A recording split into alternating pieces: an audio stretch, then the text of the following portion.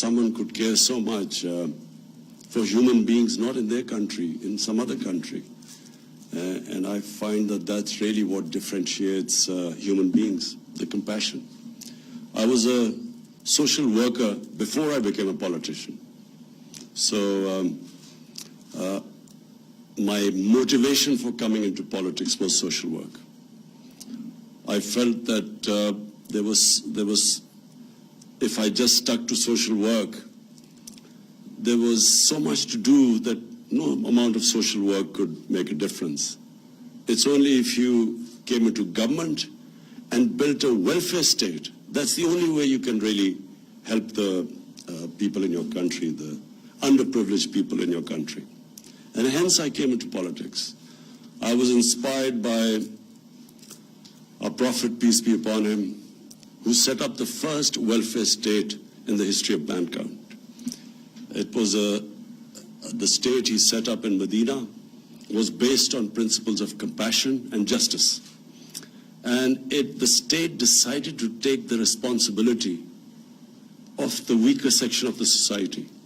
So the first time a state took responsibility of orphans or widows, of the poor people, of handicapped, and pensions were introduced first time in that state.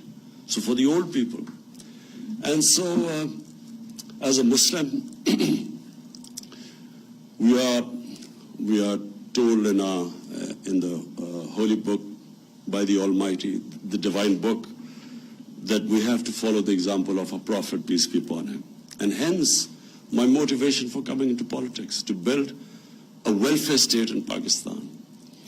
And so this program of Ehsaas, which basically means care and compassion, this program which you see, and which I must compliment Sania, because she has done really hard work, comprehensive, the way she has gone in fine details to set up these various initiatives under the heading of Ehsaas. And this, of course, financial inclusion is the core of the Ehsaas program, because unfortunately this trend in the world where the poor get poorer and the rich get richer, the poor countries get poorer and the richer countries get richer, the gap keeps increasing. I find that it is inhuman. I find it's inhuman that the statistics I read, I think it was one of the UN bodies which came up with these statistics, that 60-odd people own as much wealth as about 3 billion people on this earth. So there has to be something wrong with that system, which creates this inequality where people have such money which they will never be able to, if they lived 5 lifetimes, they would not be able to spend it. And yet on the other side, you have poverty. And I also feel that that this greed in the universe, where you have the rich wanting to avoid taxes, so have their offshore accounts and these tax havens, and would do anything not to be part of, not to pay their dues so that you can lift people out of poverty, as what China has done. What China has done is remarkable. I mean, they have taken out almost 700 million people out of poverty in 30 years. Never done in human history. So this idea where the rich want to get richer and this greed, it is the biggest curse of this planet. All the problems which our Earth faces, global warming, this environmental degradation, all of them, the root cause is greed, where it's never enough. I mean, you can make as much money as you want, but the level of greed is always going to make you want more.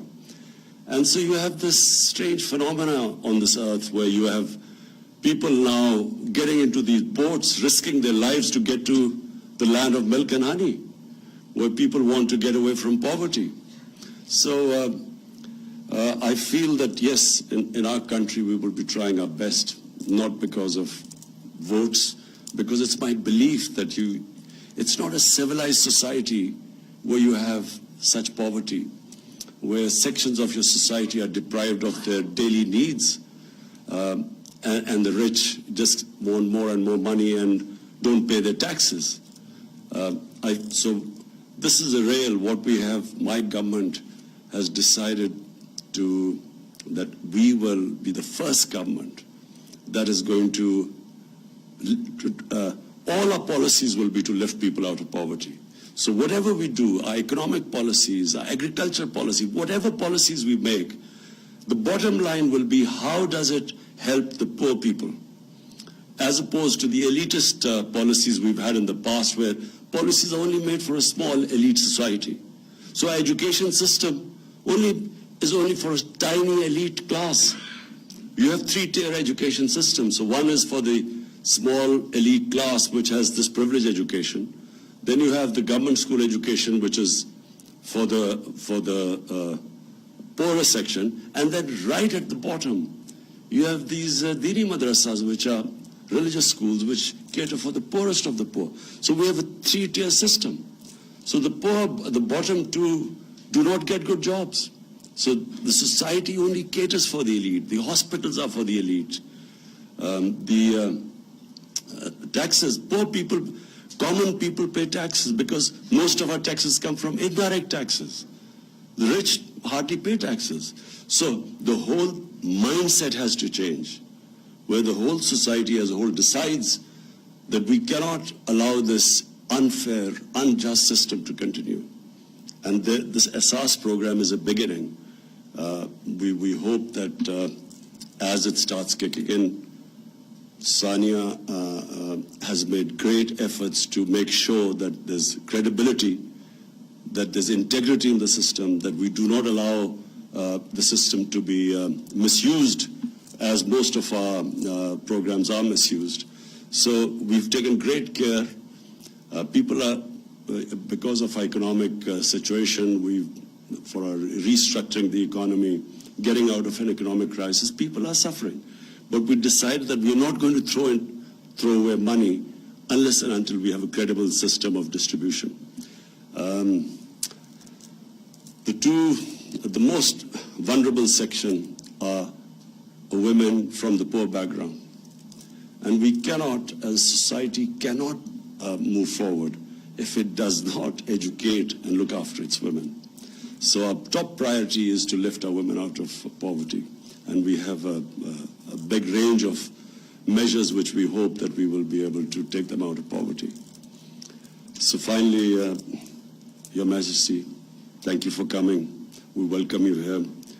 We hope you will come back, and we value the concern you show for our country. Thank you.